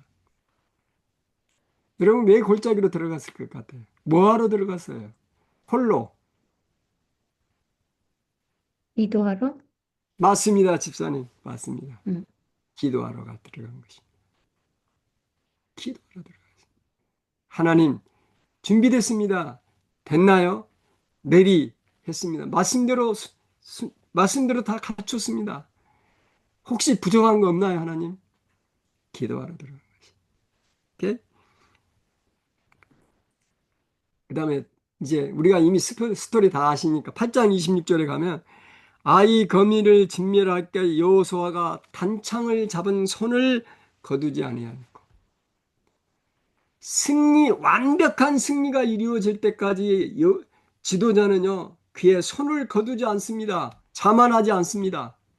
하나님께서 대체 이제 그만해 할 때까지 손을 거두지 않습니다. 이게 지도자의 모습입니다. 첫 번째 시점이 자만했죠. 첫 번째는 그래 가 3천 명만 가. 뭐 충분히 이길 수 있을 거야. 하나님께 여쭤보지도 않고 갔죠. 그 밤에 기도하던 그 여호수아는 단창을 잡은 사람을 거두지 아니하였습니다. 자만과 방심은 금물입니다. 그죠? 자, 여러분 여기 기막힌 역전극이 있습니다. 자, 첫 번째 아이성에서 이스라엘 백성들이 자만해서 패했죠. 두 번째는 아이성 사람들이 자만해서 이스라엘 백성에 패합니다. 그죠? 기가 막혀야 하죠. 하나님은 첫 번째 그들이 가졌던 승리를 자만한 그것을 갖다가 이용하셔서 이스라엘 백성들이 승리하도록 만드신 분이에요. 저는 성경 연구할 때마다 하나님 너무너무 감사합니다. 음, 거친 돌을 기린돌로 바꾸시는 분이 하나님이세요. 우리 아멘. 삶의 약점을, 우리 인간의 약점을, 저의 약점을 오히려 그 강점으로 바꿔주시는 분이 하나님이세요. 아멘. 내가 너무 연약하고 부족하니까 하나님께 더 매달리게 돼요. 그러니 믿음이 자랄 수밖에 없죠. 어디 자만심, 교만심이 들어옵니까? 나같이 약하고 부족한 사람인데. 하나님 계속 매달려야 되는데. 사도 음, 바울이 그랬잖아요. 내가 자고하지 않기 위해서 하나님께 나에게 눈의 가시를 주셨다 그랬었어요. 그게 은혜예요, 하나님의 은혜. 그러니까 하나님은 눈의 가시도 장점으로 바꾸시는, 그게 은혜로 바꿔주신다니까요. 그래서 여러분 잘 아시다시피 이제 복병을 하고 그날 아침에 이제 여호수아가 그 아이성 앞에서 막 이제 싸움을 거니까 이제 아이성 이제 그 첫 번째 이제 아이상 군사들이 생각을 해. 예, 저것들 별거 아니더라. 우리가 승리했으니까 하면서 막 쫓아오면 그러니까 여호수아가 어이구 큰일 났다고 도망가죠. 이게 작전이죠. 도망가가지고 군사들이 다 나온 다음에 갑자기 여호수아가 뒤로 돌아서 손에 있는 단창을 높이 딱 듭니다. 신호 다 했죠. 복병들이 우르르 3만 명이 나와서 그 상을 완전히 점령합니다. 극적인 장면이 한번 상상을 한번 해보세요. 예. 그리고 이제 혹시 아이생 그 군사들이 베델에다가 구원 요청을 하려고 시도를 했겠죠? 5천 명의 복병이 딱 버티고 있으니 감히 어떻게? 하나님은 아주 용이 주도하고 아주 면밀하신 분이에요. 철저하게 완전히 다 차단하십니다. 그 패배의 원인을 다 차단하십니다. 그렇게 해서 여호수아가 하루 종일 그 단창을 손에 든 단창을 이 장면을 보실 때 여러분 어떤 생각을 하셨어요? 무슨 또 장면이 생각납니까? 아이성에서 그 여호수아가 단창을 계속 들고 있을 때 승리가 전멸되는데. 바로, 모세가 블레셋하고 싸울 때 네, 네. 손 들고 있던 예, 예, 같아. 기억나시죠? 예. 출애굽 17장에 보면은 이스라엘 백성들이 강해에 나와가지고 제일 첫 번째로 싸움을 건 족속이 아말렉 족속입니다. 이제 음. 아말렉 족속. 기에 처진 노예학자들을 공격했죠. 아주 야비하게 공격했잖아요. 출애굽기 17장에 보면 그때 모세가 산으로 올라가서 지팡이를 높여 손을 들고 하나님께 탄원할 때 그때 싸움 대장이 누구예요?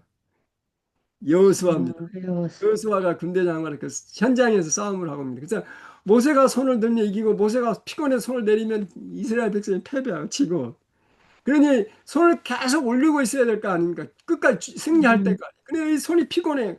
피곤할 때 누가 어떤 사람이 도와줬죠? 아론과 미리암 삼촌. 완전히 훌이 양쪽에서 받쳐줬죠. 이렇게. 교회 사업은 혼자 하는 게 아니잖아요. 그죠? 목회자 혼자 하는 거 아닙니다. 그죠? 다 장로들이 받쳐줘야 돼. 성도들이 다 받쳐줘야 됩니다. 그 장면이 생각이 납니다. 그죠? 그래서 완전히 아말렉을 족속한 장면. 여호수아 손이 얼마나 피곤했겠습니까? 그러나 그는 하나님께서 이제 됐다 그만할 때까지 완전히 승리하는 순간. 그래서 아이 왕을 잡아오고 그 왕을 거기에서 돌무더기로 쌌습니다. 여러 가지 몇 가지 우리가 저기 복습하면서 한번 공부해 보겠습니다. 자, 아이성하고 여리고성하고 한번 비교를 해 보겠습니다. 하나님의 방법은요 똑같지 않습니다. 케이스마다 다 다릅니다. 중요한 거는 케이스마다 하나님을 신뢰하는 것입니다. 지난번에 이렇게 했으니까 하나님이 여쭤보지도 안 해도 돼. 내가 그냥 이렇게 하면 돼. 그게 아이성이 실패했잖아요. 자, 봅시다. 여리고성에서는요, 낮에 공개적으로 성을 돌아라 그랬어요. 낮에. 그죠? 하루에 한 바퀴씩 돌다가 안식, 일곱째 날에 일곱 바퀴 돌았죠. 그런데 아이성에서는 어떻게 했어요? 밤에 군사를 매복하라 그랬어요. 여리고성과 아이성을 공략할 때 하나님의 방법은 다릅니다. 똑같지 않아요. 그러니까 우리는 항상 하나님께 여쭤봐야 돼요. 하나님, 지난번에 이렇게 했는데 이번에는 어떻게 할까요? 그렇게 해야지. 하나님, 지난번에 이렇게 했으니까 그냥 제 마음대로 이렇게 하겠습니다. 이렇게 하면 안 된다니까요. 그 다음에 여리고에서는 모든 군사가 한 곳에 모여서 이렇게 돌았어요.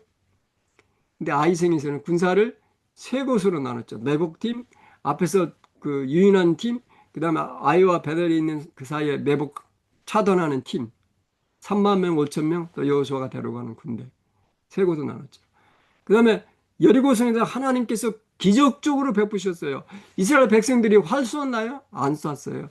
한 번의 화살도 쏘지 않았어요. 하나님께서 기적적으로 하나님을 찬양하는 함성이 확 울려 퍼지자 여리고성이 기적적으로 무너졌어요. 그런데 아이성에서는 어떻게 했어요? 군사 작전에 의해서 수행됐어요. 정밀한 군사 작전에 의해서.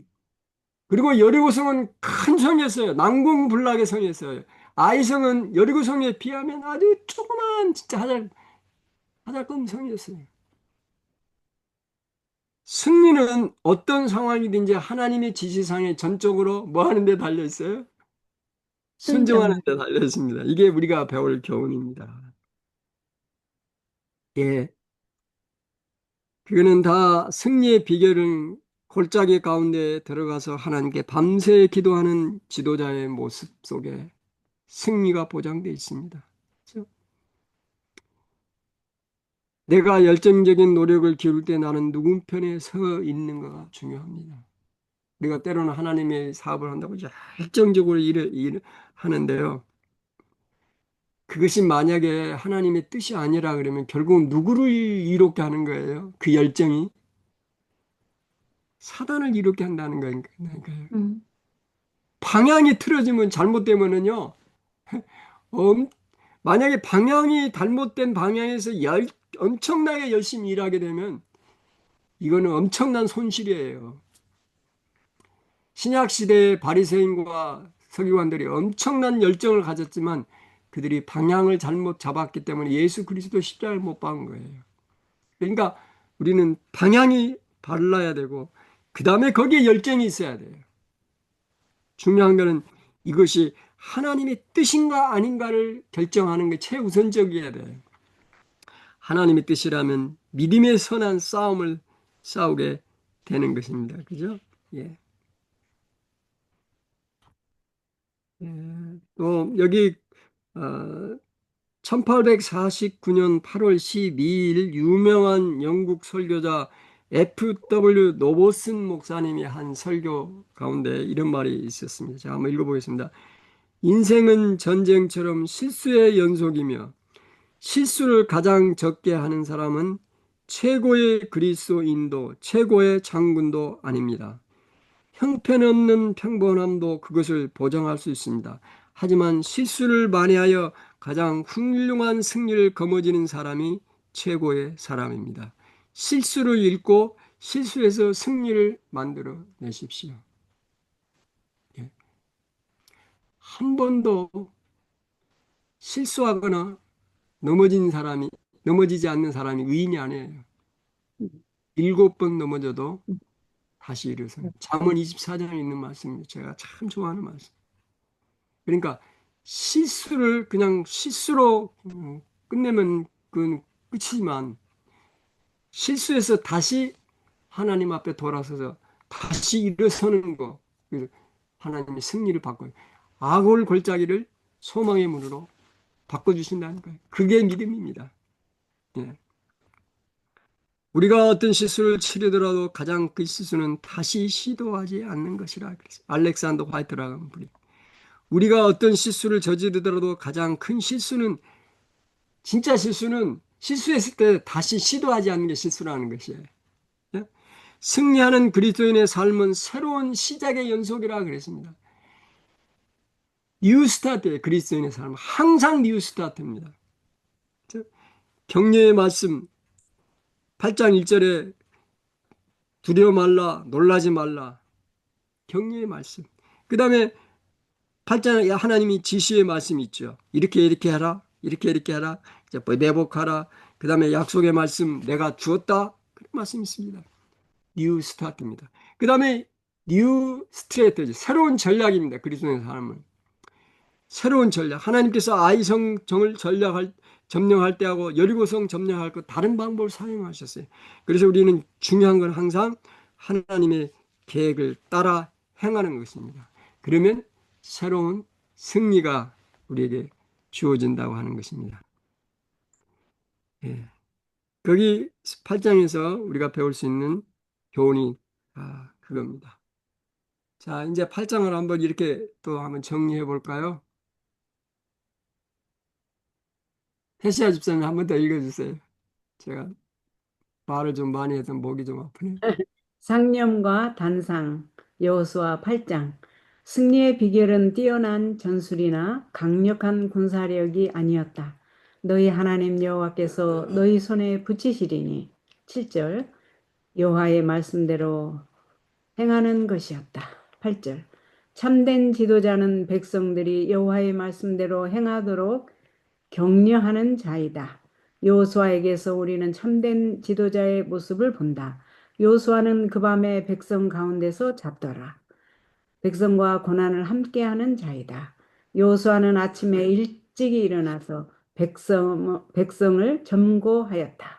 사명을 감당하기 위하여 이른 아침부터 열심을 낸다.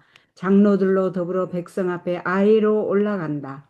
뒤에서 명령만 내리지 않고 스스로 앞장서는 모범을 보인다. 무엇보다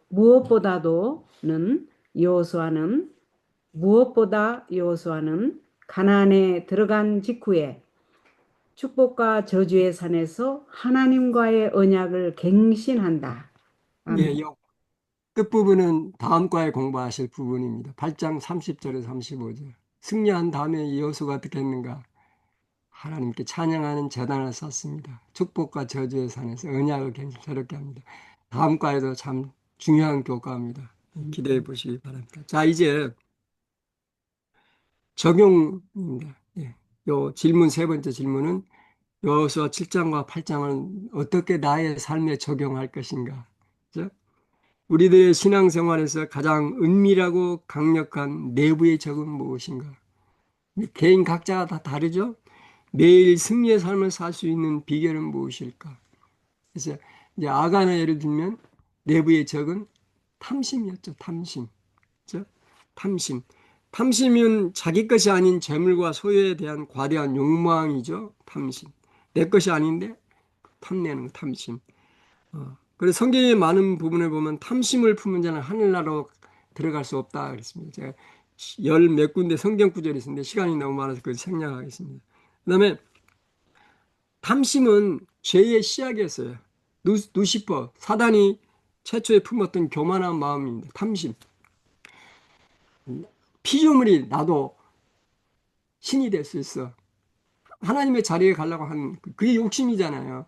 자기 것이 아닌데 분수에 넘쳐서 그게 탐심에 다는 게 아니에요. 교만심, 이게 탐심입니다.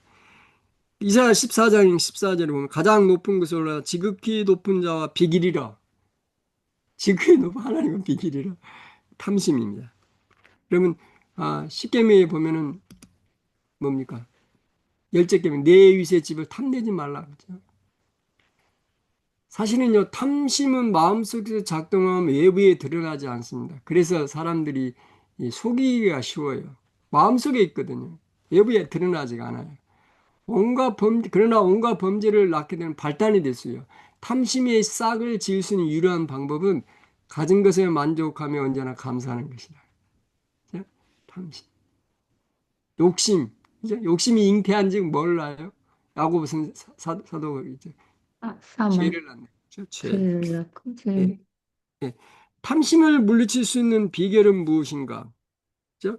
아, 탐심의 위험성을 충분히 인식하고 언제나 경계하는 것입니다.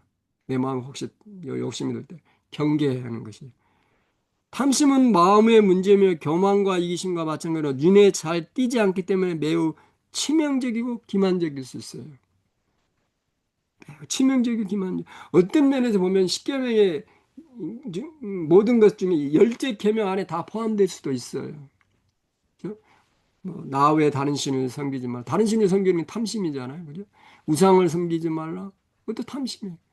여호와 이름 망령되이 일컬지 말라. 이건 자기 이름 드러내려고 그러니까 여호와 이름 망령되이 일컬지. 탐심이에요. 안식일 기억하라. 이제 먹고 살아야 되는데 왜 안식일날 계획하느냐. 탐심이에요. 부모를 공경하라. 요즘은 부모 자식 간에도 뭐 계산기 두드리 이러더라고요. 탐심이에요. 살인하지 말라. 왜 살인해요? 남의 것 빼앗으려고 살인하는 거죠. 간음하지 말라. 왜 간음해요? 남의 아내 왜 탐냅니까? 이제 간음하지 말라. 도적질하지 말라. 당연하죠. 탐심이니까 도적질해. 거짓 증언하지 마. 왜 거짓 증언해요? 자기 마음속에 있는 거 숨기려고 하는 거, 탐심 때문에 거짓 증거하는 거예요. 탐내지 말라. 열째 번째 계명 참 중요한 것 같아요. 그죠? 교회진간 3가는 그 화이팅통의 영감의 기도 이렇게 얘기하고 있습니다. 그리스도의 사랑이 우리의 마음을 채고 우리의 생애를 지배하는 데 비례하여 탐욕, 이기심, 안위를 사랑하는 정신은 극복될 것이며 그리스도의 종임을 주장하는 우리는 그분의 뜻을 행하는 데서 즐거움을 찾게 될 것이다. 그때 우리의 행복은 그리스도의 사랑에 의하여 고무된 비이적 일에 정들여야 할 것이다. 그랬습니다.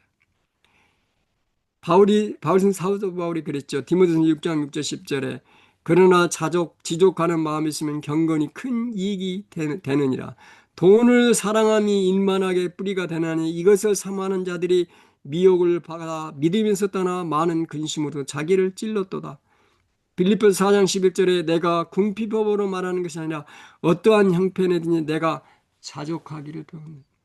가진 것에 만족하고 자족하고 언제나 감사하는 마음을 품는 것입니다. 저도 때로는 그런 실수를 범하는데요. 현재 내가 가진 것에 대해서 감사하고 그걸 생각하고 하는 것보다는 내가 갖지 못한 것에 대해서 갖고자 하는 갈망을 많이 갖게 되죠. 그죠? 예. 이 얘기는요, 현재 수준에 그냥 머무르면서 만족하라는 게 아니고요. 우리는 끊임없이 자라야 되잖아요. 향상해야 되잖아요. 향상하지 말라는 의미가 아니고, 하나님께서 내게 주신 그 은혜를 망각하지 말라는 것입니다. 내가 가진 것에 대해서 즐기고 좋아하는 거죠. 그죠? 여러분 그런 예가 잘 많이 쓰잖아요. 컵에 물이 반이 있어요. 컵에 물이 반이 있는데 이걸 어떻게 바라보느냐에 달려있지요. 한 사람은 아니 반 컵을 다 먹었네. 아이고 반 컵밖에 안 남았네. 이렇게 컴플레인 하는 사람이 있고 한 사람은 뭐라 그래요? 아직도 반컵이 남았어. 오, 그렇죠. 아니, 반컵을 먹었는데 아직도 반컵이 남아있네. 오, 그렇게 감사하는 사람이 있다는 거죠. 음, 바울이 얘기하는 건 이런 거예요. 그죠? 우리는 끊임없이 그리스도 안에서 자라나야 됩니다. 자라나기 위해서는 자극도 필요하고 항상 이렇게 목표를 세워야 돼요. 그리스도 안에 자라게 한 목표를 세우는 거는 이건 잘못된 게 아니에요. 그죠? 바울 선생님이 그랬잖아요. 내가 잡은 것 잡은 걸로 여기지 아니하고 뒤에 건 잊어버리고 앞에 푯대로 향하여 어떻게 그랬어요? 하려고. 한다 그랬어요. 네, 우리가 이 성경을 해석할 때 이런 거 잘 해석하셔야 돼요. 그죠? 자족하는 것입니다. 그냥 자만심 때문에 그냥 안락한 삶 때문에 그냥 만족하는 게 아니에요. 그죠?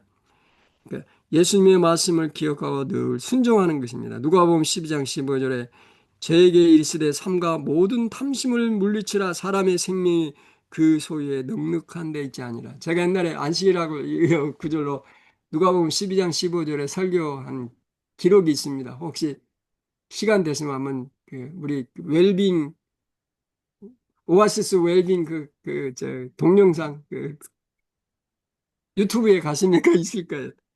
사람의 소유에 넉넉한 데 있지 아니하느니라 그 말씀이 있습니다. 음, 또 하나 우리가 이 탐심에서 해방될 수 있는 하고 우리가 매일 승리할 수 있는 삶을 사는 비결은 코람데오입니다. 여러분 혹시 코람데오라고 하는 말 들어보셨나요? 코람데오. 이게 라틴어거든요. 코람데오 치면은 이 라틴어가 두 개, 코람하고 데오라고 하는 두 단어가 합쳤는데 코람이라고 하는 말은 라틴어로 무슨 뜻이냐면 앞에서, 면전에서, 이게 before, 예, in the presence of라는 뜻입니다. 데오는 여러분 잘 아시다시피 데오스, 가드 하나님입니다. 그러니까 코람 데오라가 두 단어를 라틴어 합치면은 무슨 뜻이냐면 하나님 앞에서라고 하는 그런 뜻입니다. 그러니까 우리가 항상 하나님 앞에서 행하고 말하고 한다고 생각한다면 우리가 함부로 말하고 함부로 행동할까요? 아니죠. 자, 자, 있습니다. 코람데오 기억하십시오. 코람데오. 이 코람데오를 가장 잘 설명해 준 시편, 이제 시편은 저는 시편 139편이라고 생각이 됩니다. 시 139편에 보면 내가 어디를 가든지 하나님이 거기에 계신다. 그렇게 나옵니다. 내가 어디 이쪽으로 가도 거기 계시고 저쪽으로 위로 가도 거기 계시고 밑으로 가도 거기 계시고 좌로 가도 나중에 시간 내서 한번 읽어보시고요. 제가 여기 요약을 해보겠습니다. 시편 139편. 무소부재하신 하나님의 임재를 떠날 수 있는 존재는 아무도 없다. 하갈이 고백하는 하나님은 다윗의 하나님이시다. 하갈이 자기에게 이신 여호와 이름을 감찰하시는 하나님이라 하였으니 여호와여 주께서 나를 감찰하시고 아셨나이다. 그분의 다가오심은 우리를 두렵게 하기 위함이 아니요 우리를 인도하시며 붙들기 위해서다. 아무도 거들떠보지 않았던 도망자 모세를 미리한 광야까지 찾아오셨던 하나님은 그를 다시 불러서 세상 역사를 바꾸기 위하여 이했었다. 주의 책에 다윗을 기록하신 까닭은 세상의 운명을 바꿀 메시아를 보내시기 위해서였다. 오늘도 나는 말씀을 펴고 나를 위한 하나님의 청사지를 바라보며 그대로 이루어지기를 간구한다. 코람되어 하나님 앞에서 산 아멘. 삶입니다. 자, 그 다음에 여러분 기억하는 것입니다. 뭘 기억하냐? 오늘의 기억절을 기억하시는 것입니다. 오늘의 기억절. 제가 여기 넣는지, 예레미야. 예, 예레미야 여기 제가 한번 보겠습니다. 넣는지. 안 넣네요. 예. 예레미야 17장 예, 17, 예, 우리 17. 교과책을 한번 보겠습니다. 예, 동영상을 안 넣습니다. 교과책 기억절, 우리 기억절을 기억하십시다. 예레미야 17장 17절, 17장 10절. 한번 읽어봐 주실래요? 나 여호와는 심장을 살피며 폐부를 시험하고 각각 그의 행위와 그의 행실대로 보응하나니. 예. 인간은 외모만 보지만 하나님은 중심을 무속. 보십니다. 예레미야 17장에 쭉 공부하시면요. 심장을 살피고 폐부를 시험하신 분 하나님이라 그랬어요. 그런데 거기 좀 슬픈요. 9절 10절에 보면 사람의 마음이 만물보다 더 거짓되고 부패하다 그랬어요. 다시 말하면 만물보다 그러니까 짐승보다 못한 마음을 가진 인간의 마음. 금수마도 못한다는 말 나오죠. 그죠? 어떤 때는 만물보다 더 거짓되고 부패해요. 하나님 우리 심장을 살피신다. 폐부를 살피신다 그랬어요. 여기 보면은 예, 시편 7절 9절에 악인의 악을 끊고 의인을 세서 의로우신 하나님이 사람의 심장을 감찰하신다 그랬어요. 마태복음 26장 10절에 보면 인자가 아버지의 영광하고 그 천국과 함께하는 그때 각 사람의 행한 대로 갚으시라 그랬어요. 로마서 14장 10절 이러므로 우리 각인이 자기 일을 하나님께 직고한다 그랬어요. 고린도후서 5장 10절에 이는 우리가 다 반드시 그리스도의 심판 앞에 드러나리니 각각 선악간에 그 몸으로 행한 것을 따라 받으려 함이라. 계시록 22장 12절에 보면 보라 내가 속혈이니 내가 줄상이 되겠어 각 사람이 그 일한 대로 갚아줬다 그랬어요. 여러분 남편도 아내도 내 마음을 못 알아줄 때 있어요. 친구도 못 알아줄 때 있어요. 답답하고 아니 그건 아닌데 그럴 때일지라도 실망하거나 좌절하지 마십시오. 내 마음 중심에 아신 분이 누구예요? 하나님이 계시기 때문에.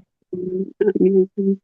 여러분 근데 사실은요 내 자신도 내 마음을 잘 몰라요. 여러분 잘 아시나요? 내 마음도 잘 모르겠어요. 요즘 때는 갈팡질팡해요. 그래서 항상 이쪽이냐 저쪽이냐 우왕좌왕하잖아요. 그게 사실이에요. 인간의 마음이 부패했기 때문에 그렇습니다. 그럴 때일지라도 내 마음의 중심을 잡아주시고 나의 중심을 알아주시는 분은 하나님. 하나님이셔요. 그렇기 때문에 우리가 하나님 앞에 나가는 거 아닙니까? 그죠? 음. 매일 아침마다 하나님 오늘도 제 마음 잘 모르겠어요. 오늘도 제 마음 중심을 잡게 해주시고, 하나님, 제가 혹시 오늘 억울한 일을 당해도, 하나님 제 마음 아시죠? 억울한 일을 당해도 저 넘어지지 않게 해주세요. 그리스도인 삶은요, 항상 그 향기로운 장미 꽃 냄새만 있는 게 아니에요. 가시도 있다는 걸 기억하셔야 돼요. 아니, 열심히 하나님 교회를 하는데 꼭 가시가 하나씩 있어요. 그렇죠? 그런 경험 안 해보셨어요? 아니, 잘하려고 하면 격려하고 위로해주고 이렇게 힘을 붙어줘도 시원찮은데 시기하고 질투해가지고 꼭 옆에서 가시가 들어와요. 이럴 때일지라도 기억하십시오. 하나님은 나를 감찰하신 내 중심을 하신 예레미야 17장에 보면은 핵심은 마음입니다. 우리의 마음. 이 마음을 우리가 바꾸지 않으면 우리는 참 어렵습니다. 힘듭니다. 자, 예레미야 17장도 손영순 집사님 혹시 가능하시나요? 저기 무궁을 이렇게 이렇게 그러면은 우리 주광신 집사님 한 번 더 읽어 주실래요? 네. 상념과 단상, 에레미야 17장. 유다는 마음판에 새겨야 할 하나님의 율법 대신에 지워질 수 없는 죄악들을 그들의 마음판과 단뿔에 새겼다.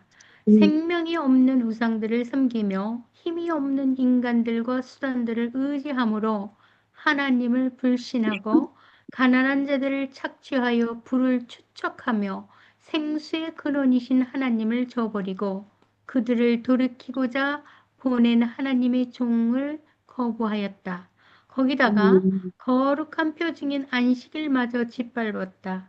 선지자들을 통하여 끊임없이 경고하며 돌이키기를 호소하였지만 그들은 마지막 기회마저 저버리고 마침내 징벌을 받게 되었다. 여호와를 의지하며 여호와를 신뢰하는 길이 살 길이다. 사람의 심장을 살피며 폐부를 시험하시는 여호와를 공경하는 일이 할 일이다. 그와 같이 하면 시냇가에 심겨진 나무처럼 언제나 풍성한 열매를 맺게 될 것이다. 아멘. 아멘. 여러분, 예레미야 17장에는 참 절망적인 소식도 있지만은 그 희망적인 기별도 있습니다. 여호와를 신뢰하는 사람 시편 1편에 있는 말씀처럼 여호와를 신뢰하는 자는 시냇가에 심겨진 나무처럼 풍성한 열매를 맺는다고 하는 그 승리의 그 보증의 말씀을 주셨습니다. 여러분 꼭 기억하시기 바라고요. 시간이 꽤 갔습니다. 여기까지 잘 따라와 주셔서 감사합니다. 자, 이제 결론을 맺겠습니다. 결론. 예. 여러분 가지고 계신 교과책 제6과 내부의 책 79쪽에 결론입니다. 결론. 79쪽에 다 찾으셨죠? 결론. 가장 큰 위협은 가나안의 견고한 성벽과 군사력이 아니라 언약을 저버리는 개인의 완고한 의지였다. 이스라엘의 언약은 공동체를 포함하며 한 사람의 잘못은 그 가족과 공동체에 고통을 준다. 자비하신 주님은 회개할 기회를 주시지만 아간의 마음은 여전히 완고했고 결국 자신과 가족을 멸망하게 만들었다. 주님은 너무 늦기 전에 회개하기를 원하시며 돌이킨 그들을 다시 세우시고 승리하게 도우셨다. 오늘 우리의 충성심도 시험받고 있으며 오직 예수께 순복할 때 승리할 수 있다. 아멘. 아멘. 아멘. 여러분 이제 마치는 기도 우리 교과 보겠습니다. 교과 89페이지 목요일 기도문 있죠?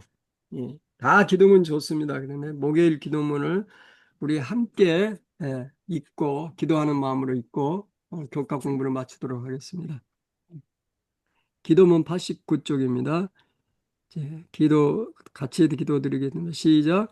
우리를 이를 구원하시고 구원하시고 영광 영광 가운데로 가운데로 이끄시는 이끄시는 주님의 주님의 놀라운 놀라운 이름과 이름과 능력이 능력이 찬송받기를 찬송받기를 원합니다. 인간의 인간의 어리석음은 어리석음은 감추어 감추어 주시고 주시고 나도 나도 모르게 모르게 교만해지는 교만해지는 마음을 다스려 마음을 주셔서 다스려서 어떤 어떤 것보다 것도 주님의 이름을 높일 이름을 수 있게 높일 수 있게 도와주옵소서. 도와주옵소서.